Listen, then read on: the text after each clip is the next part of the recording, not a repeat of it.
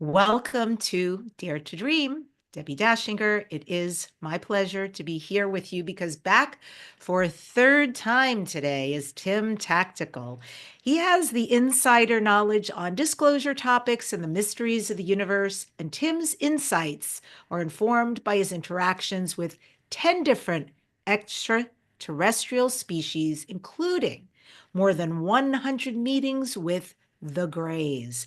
And for your edification, if you enjoyed the show, you can go back and do a search and listen to Tim's first two times on the podcast. Highly recommended. Amazing conversations. Before we bring Tim on the show, Dare to Dream won 3 Talk Radio Positive Change Awards, the COVR Award for Best Podcast. Welp Magazine named Dare to Dream one of the top 20 best podcasts to listen to this year, and its high ranking on Apple Podcasts.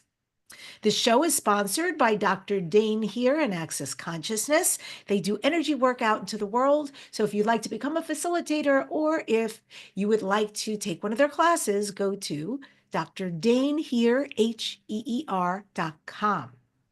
And if you'd like to know what your galactic ancestry is, you can find out your cosmic potential and more with this free star seed gift, exploring various types of star seeds in a captivating video and uncovering your galactic origins.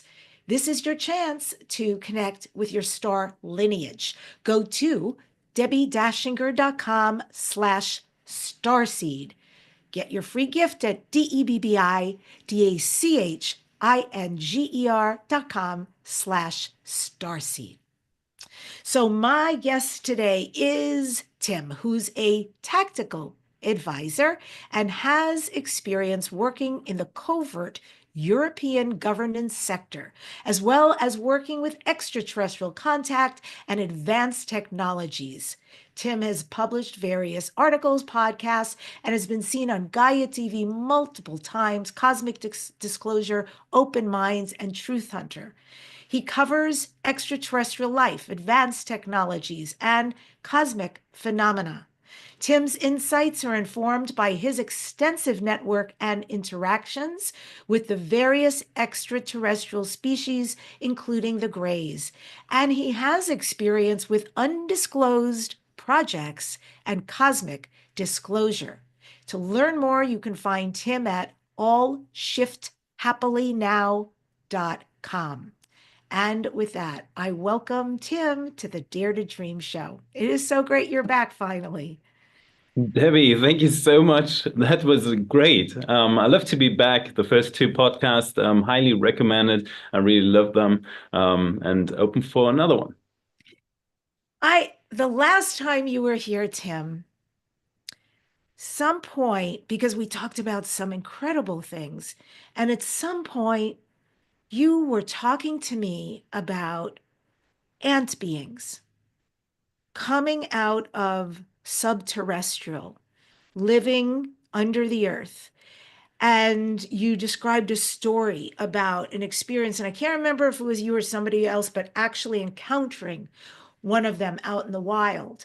And, I do what I always do when I hear these stories. It's kind of like when I first heard of Sasquatch. It's like, really, right? The big eye roll.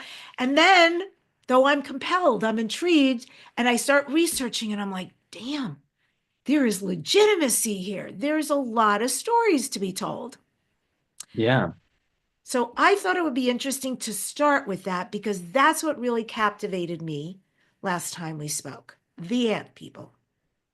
I would love to. First of all, it was a member in our All Shift Happily Now community, and she actually had an encounter, when I recall the story correctly, and she had amazing photographs too that she took with her iPhone. Well, actually, her sister's iPhone, to be very precise. And I think at that time she was in Indonesia, and she went into the jungle somewhere there.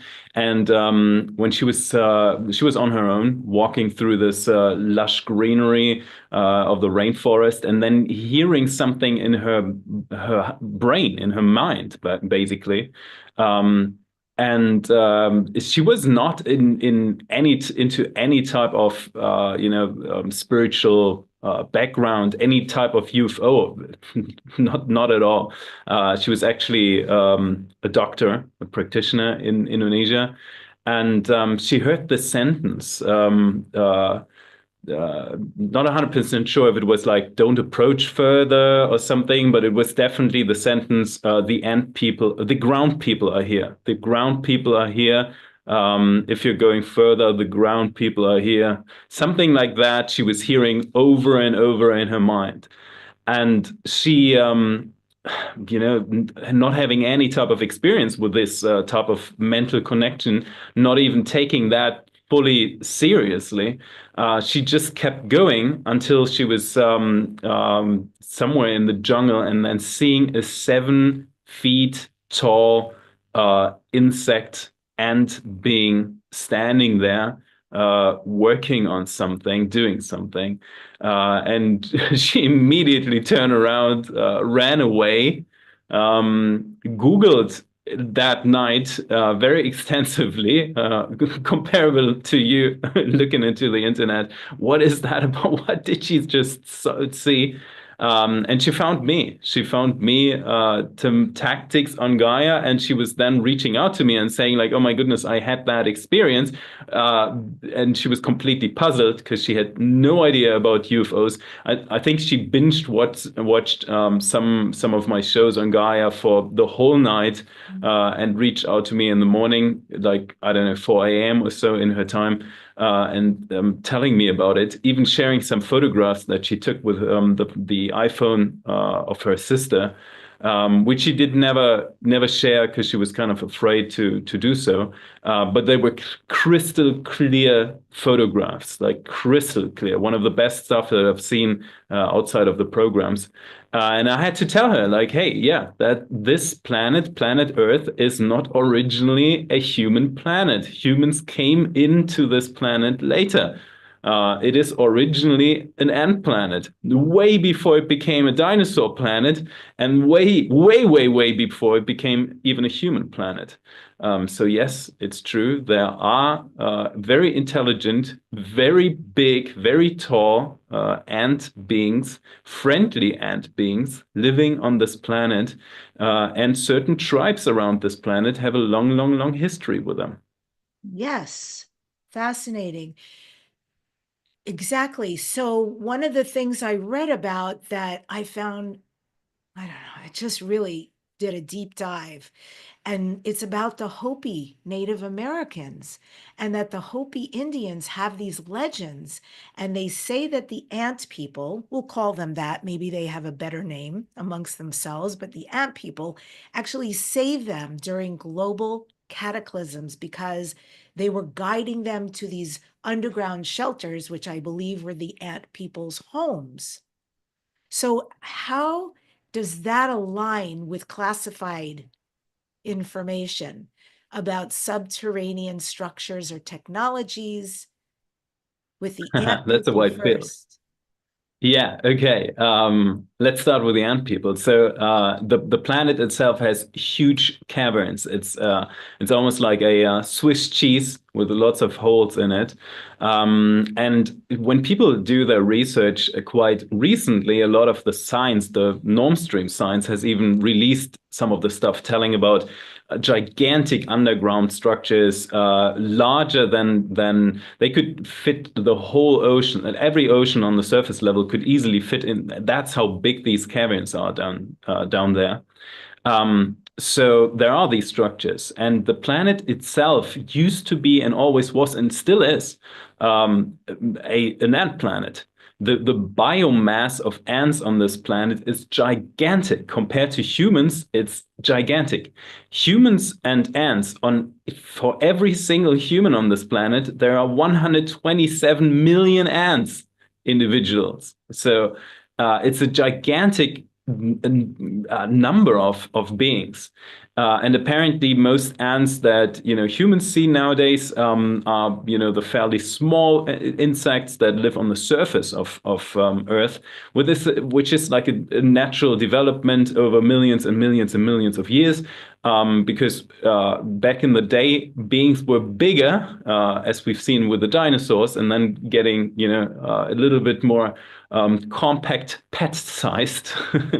And that happened to ants too. It's just an easier thing to collect resources and to manage the biodiversity and so on. So that happened, but still there are life forms that exist deep down in the earth. And everyone who knows something about ants, they love to dig. They love to be inside of somewhere, inside of their cave structures, and that's the same truth to these ant beings.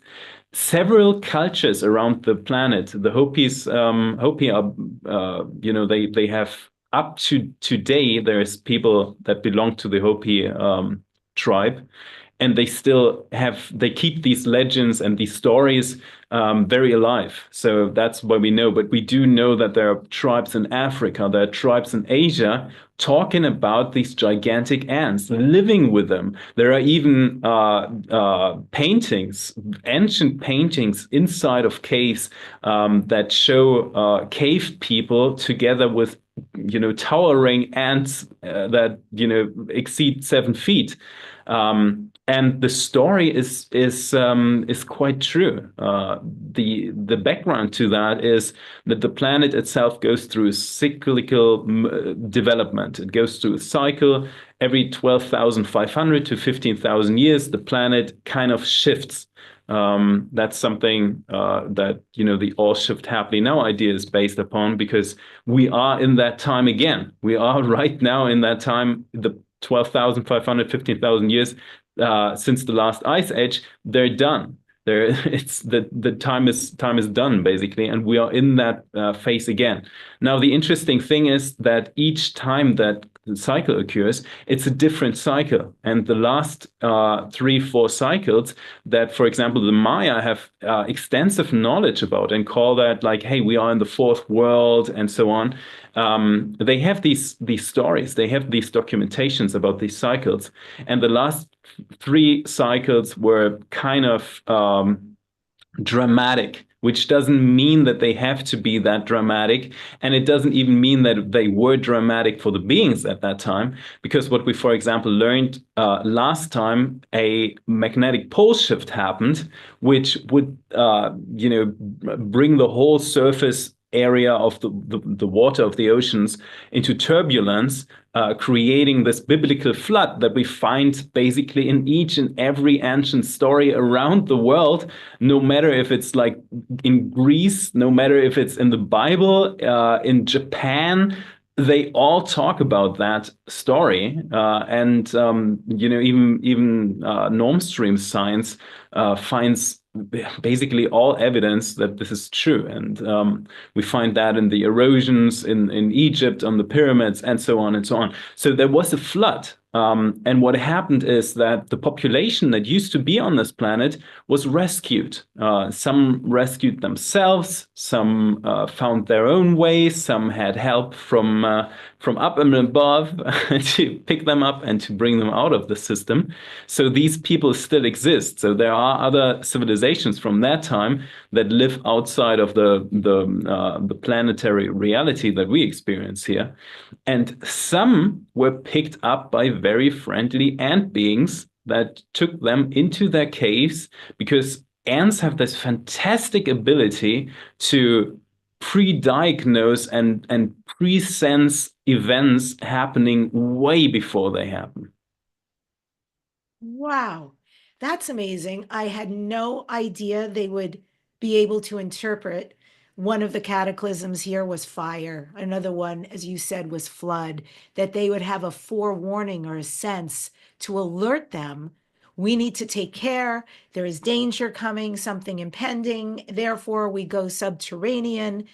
I know that they're amazing at the shelters and at the food storage, which is what I understand part of what they taught the Hopis when they brought them into the caves, so to speak. Yeah, they gave them a certain type of a fluid, basically, that they produce with their saliva. I know that doesn't sound very appealing, but everyone who has honey on their bread in the morning, that's basically the same stuff that bees do. They just produce like a very highly nutritional fluid that they where they use basically the manatees and their saliva to create that. Yeah, and that is very well documented because the people of the Hopi were incredibly thankful for that. They've been led into these huge caverns, these huge cave structures to just survive that wave, and it's very true. Like even like the most non-evolved, let's put it that way, ant forms on this planet, if you hold them inside of a container or something, and for example, there are these specific constellations that we had, right, where certain certain stars align with each other and so on. You can observe that the ants in that container start building and start preparing 2 or 3 weeks before these things even happen. So they pick up on these cosmic events extremely fast, comparable to birds who pick up on, different pressures and so on, and different weathers.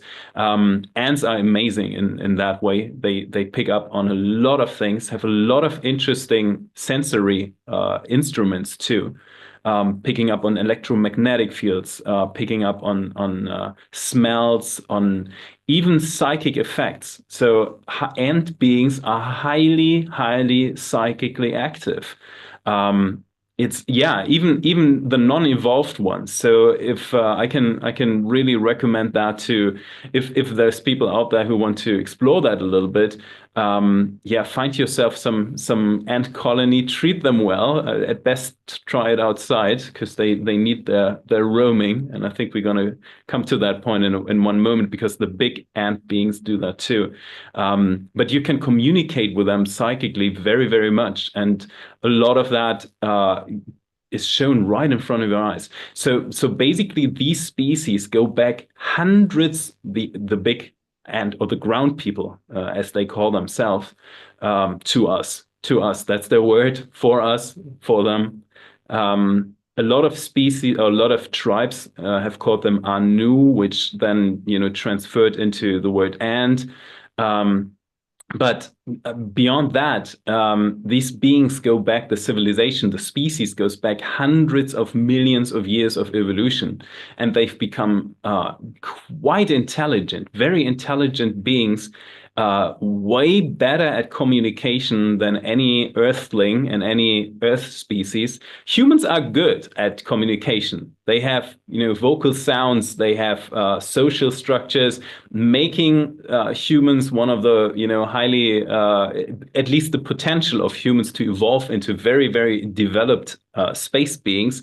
It's there. It's clearly there. But these ant beings, these ground beings, extremely developed communication features.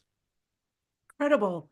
And they say, and it may be a myth, that the reason why the ants have such a skinny waist is because they shared their food with the Hopis when they rescued them. I don't know if that's true. I've never heard that, but I definitely like that version. But what's true, and we have a lot of evidence. I've seen documents on that, and there's a little bit of interest in them in advanced programs. It's kind of interesting because we now tap into so many different species outside in the universe, and I know that the norm stream disclosure is right now in the face of like, oh my God, there is something, but how many? What is there? Is it one? Is it two? There's it's insane how much life the universe. It's pure life everywhere, everywhere. And advanced programs have certain parameters when they are interested in species, and the ant beings or the ground beings not necessarily match all these criteria because they are indeed very, very exotic in their approach towards the universe. They have remarkable features, skills, insane skills. For example, the ground beings have developed their own way of opening structures in the quantum modulation of the universe. So what the same behavior that ants, that, our known ants show, surface ants show, that they just dig into something. These beings have done that with the modulation of the quantum universe. They create their own tunnel system, their own wormholes, basically, in the universe with their own bodily features. So something that humans develop technology for in order to do that. And again, with 2025, we should acknowledge that there are groups around on this planet that do have the technology nowadays to open these wormholes.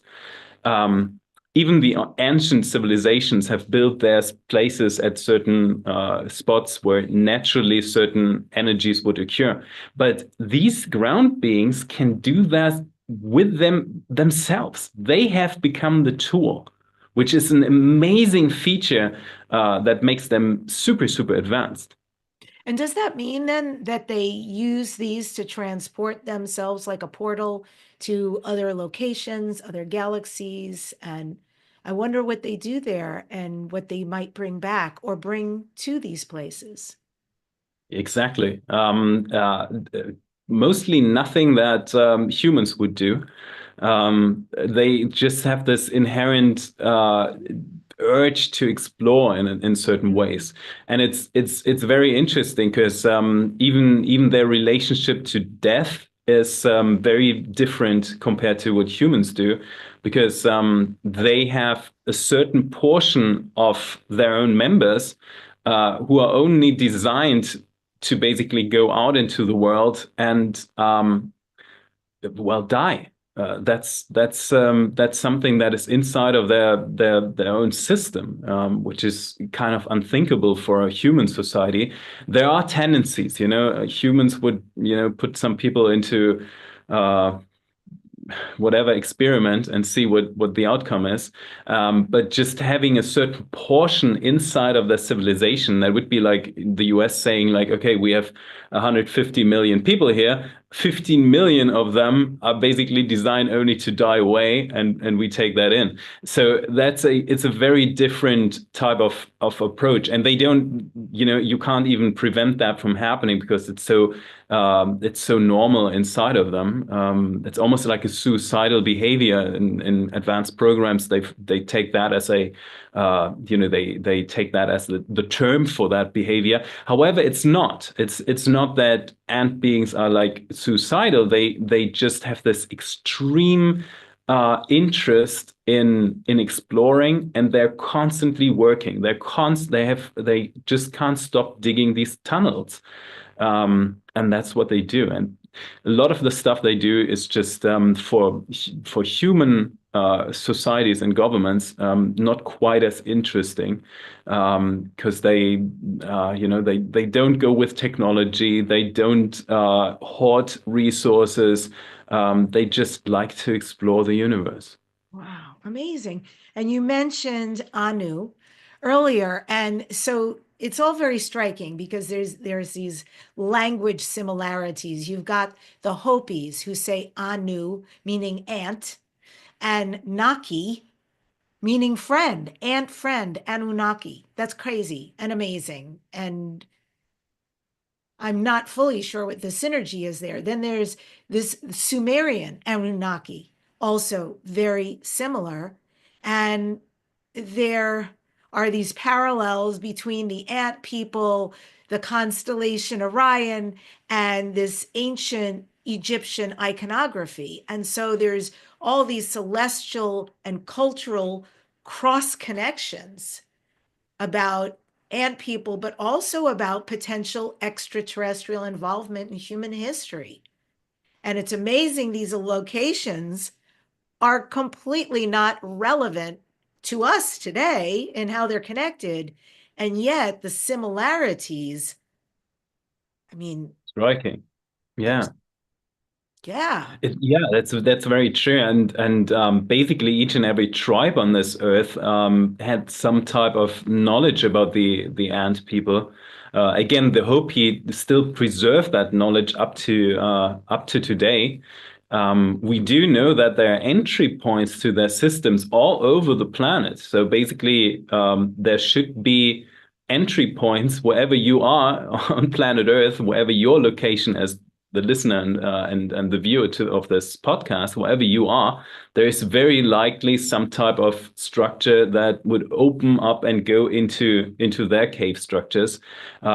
Yet there's just not a lot of people that have these sightings. I was quite surprised that this one woman was like having that experience because it is kind of rare.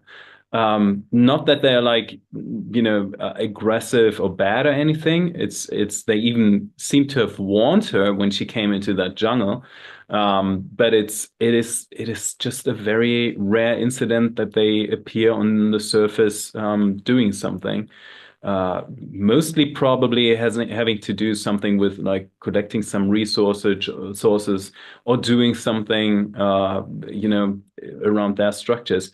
They just do not appear a lot here. But they know of us, they know of humans. They are very aware, way more aware of what's going on the planet than humans are, because they do have sensory, these extreme sensory capacities where they just scan whatever is happening on so many miles from the surface deep into the planet itself. They have these king and queen systems, which is kind of interesting because most surface ants only have a queen, which I personally think is the wrong term because these ant queens go through a lot of stress. It's nothing like being the Queen of England or something where you have a servant bringing you tea in a little porcelain vase or something. That's not happening. They go undergo a lot of stuff. They do a lot of work for their colonies, and they are one of the main distributors of consciousness in their system, which is an interesting thing to think about. It's even more exotic for humans to grasp that because humans have that impression that they themselves are alone, the only ones who are responsible for their consciousness. Whereas in that ant system, there is one parental entity that has a certain type of influence on the individual level of the consciousness of each and every member of their state. So they kind of like reflect that back. It's very comparable to what computers do with a cloud, right? When you have like certain computers all aligned to one network, each computer is basically individual in itself. But they all send back their information to one gigantic hub, to one cloud, and that's basically the organic form of that is what these ant beings are doing. It's really fast. I personally think it's so fascinating. there's so much we're not aware of. And I love learning about this. I find this so fascinating, so mind blowing. Our concept, we talk about 3D, but I mean, that's with humanity. That's with, are we all humans? Are we hybrids? Are there extraterrestrials amongst us? And then, not to mention what's out in the cosmos. And then now, the two things I'm actually fascinated by are what's in the earth, and that's amazing, and what's in the ocean, because I understand there are things beyond our concept that exist in there that don't even Yeah. really want to be known. Yeah, I mean, we do have the planet itself, herself, has quite a number of visitors and seen quite a number of visitations throughout the millions of years. And a lot of the species are not originally from this planet. Humans are not originally from planet Earth. Who would have thought that, with their fancy roofs and all that thermo wearables and their umbrellas when it starts to rain and all that. But there are indeed there's one original species that was here with the planet for hundreds of millions of years, and those are the ant beings. Then we do have some surviving beings and evolved beings that come from the dinosaur age. So basically, currently we deal with at least three species on this planet that are highly intelligent and very comparable to humans, even though they do not share the same habitat with each other. They rarely have any meeting points or anything. But yeah, there are cave structures where there are some evolved dinosaurs still living there. Like, what are we talking about here? Like giant dinosaurs, or have they, over the millennia, have they changed shape and form? Can they easily fit into a cave? Or what is that like? And do you know what they are specifically? Yeah, well, and not so giant. They're a bit taller than you, I would say, but not as tall as the original gigantic creatures that roamed that planet millions of years ago. The idea here is that we're talking about another one of these shifts that basically extincted the dinosaurs, and we do know some of these beings have survived in certain way, right? Like roaches, for example, just because they are very adaptive in certain ways. And these gigantic life forms just were not mobile enough to actually make it through that shift, through that incident that happened back then. However, there are indeed some dinosaurs, and used to be some dinosaurs that were medium-sized and very agile, and also kind of intelligent too. Not all of them, were the uneducated beings as we've seen them in movies. There were some dinosaurs that had at least the same intelligent level as dogs, for example. And the story goes that some of these beings just looked for shelter when that cataclysmic event happened, that then brought the planet into another ice age. You see, there are lots of cycles. The planet gets refurbished all the time. That's what's just the cosmic seasons. And some of these dinosaurs have found again shelter and inside of caves. And there are some cave structures and some cave openings. Not today anymore so much, because a lot of them have been artificially closed so that humans don't run into them. We are at that point, but some of these dinosaurs, about tens of millions of years ago, went into these cave structures and kind of survived there. And what happens with an isolated spot about with evolution, when beings evolve undisturbed for millions of years, they usually do not stay the same. That's not how evolution works. It's an increase of consciousness, of awareness. They are learning. They pass that down to generations. When there is no cut in a line of evolution, usually evolution does not stay stagnant, but improves over time. So what we're dealing with is a highly intelligent dinosaur species that also lives in these cave structures. They have very comparable societal elements compared to what humans have. So they have a very developed court system, which is very interesting. It is a bit rough in their society. Apparently, I've never seen them.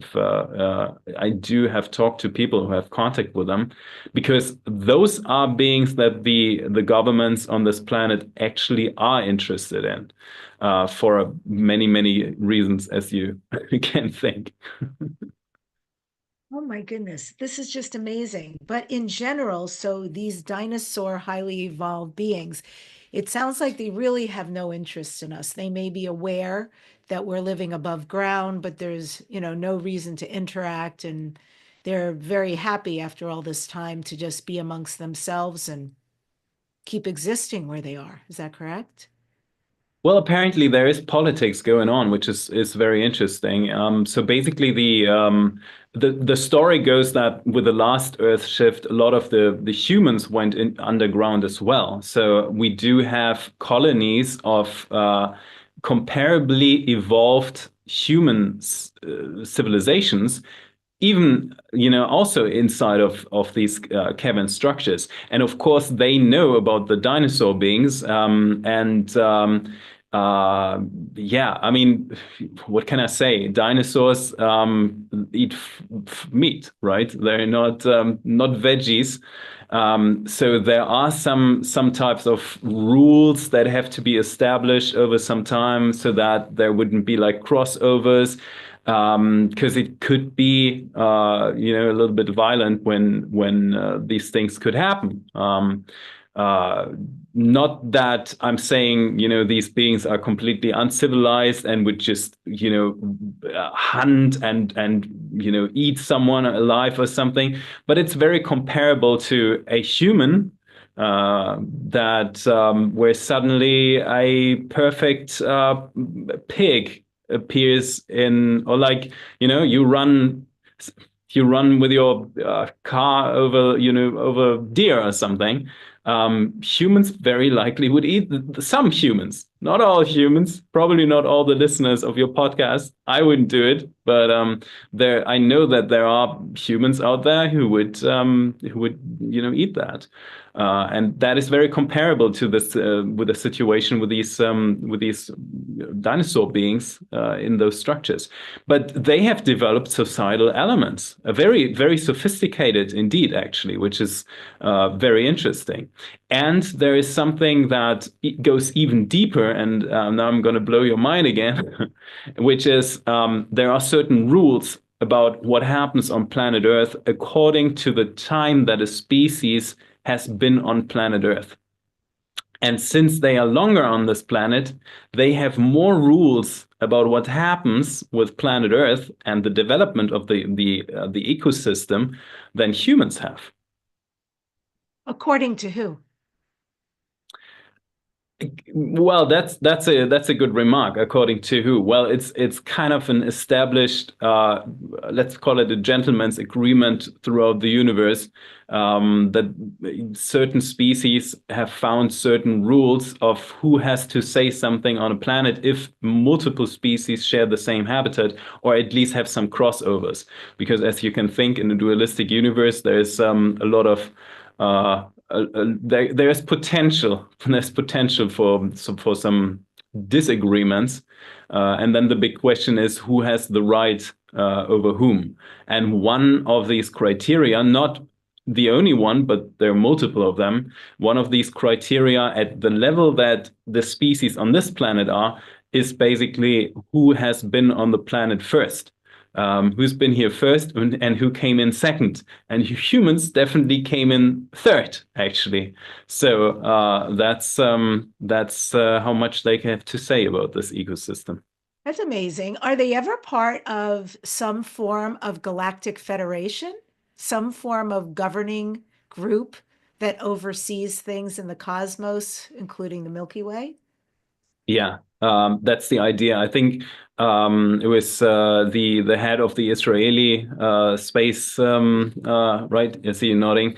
Hassim. I'm always. I just spoke about him at Conscious Life Expo. Hasim Ahed, something like that. Eshed, I think Eshed. Eshed is his name. He's mentioning that very clearly, and he's right. I mean, it's a bold statement to do that in his position. He's certainly breaking some protocols there, I would say. But it's true. There's definitely a galactic federation, which doesn't. It shouldn't be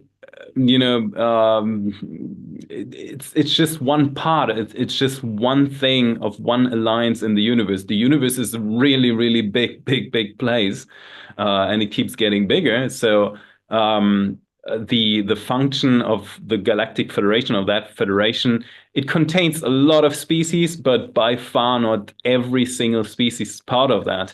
We have different currencies and different political programs, and beings have to learn how to come together, because ultimately, I'm not going to spoil here, but the universe is just one organism. So we have to arrange and organize ourselves in the best way possible, because we do that for our higher self, we do that for our higher good, for our higher organism. And yes, some species, Earth humans at certain levels, are part of that federation too. He revealed that basically. He said Israel is in contact with the federation, America is in contact with the federation, Donald Trump knows about it, the president knows about it, and such. Yes, that is happening. And these reptile beings, yes, they have been contacted before any human was on the planet. They have been invited to that federation, and they exist. And as exotic as it might sound, they have developed a functional society on their own.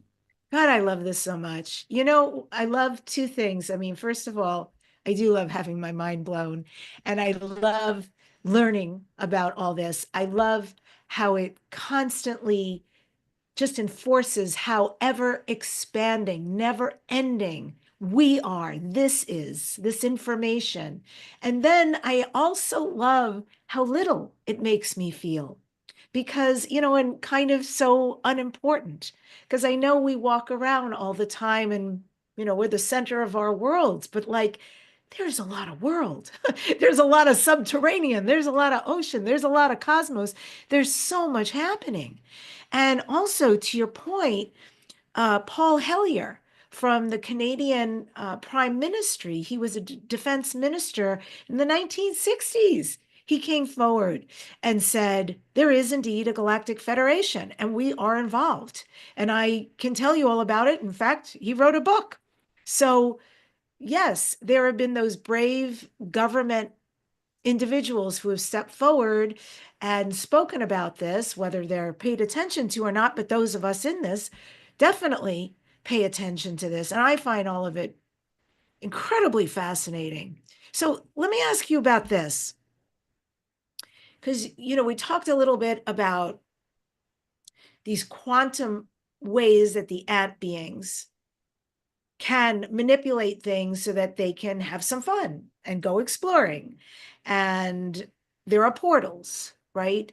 There are probably portals I'm not even aware of on the Earth, but certainly there are subterranean portals. What about time units?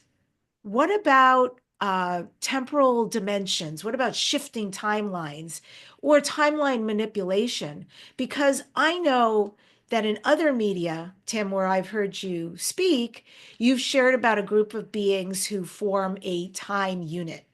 And in that time unit, they reach backward in time from a future version of Earth in order to help maintain the proper trajectory of the timeline. So let's start with, what are time units? How do they affect or impact humanity? First of all, very, very well summarized. Second of all, I'm going to blow your mind again here. We are on a very, very old thought of the universe. We are on a very old thought of the universe. So what does that mean? It means that the when we were in a state of being the first creator of the universe. And I want to make that very clear because a lot of people think of like the creator of the universe of being an outside force, an external something, which it's not. How could it be? How could be in a closed system? How could anything be outside of that? We do have different layers, different iterations of beings. That's true. So at one point, the universe was just one creator being that had this plan of how the universe could be structured. After just, becoming aware, becoming intelligent, becoming, knowledgeable about knowing himself, itself, herself, outside of any gender at that time. The human language doesn't really have a word for that, but at that state, we basically deal with one creative force, one creative mental process that creates the foundation and the rules and the setup of everything that we explore and discover right now, right here. And these waves, these mental waves, are basically, while traveling through the universe as time, it's basically like a wave pattern that goes from the center of the universe, which basically there is no center anymore. But in that stage, you have like a center point, a one point field that creates these waves, these wave particles, and those are basically, like any type of wave that we see. Everything here is built up in waves anyway. We have electromagnetic waves, we have radio waves, which you are very aware of because your show goes out in the radio.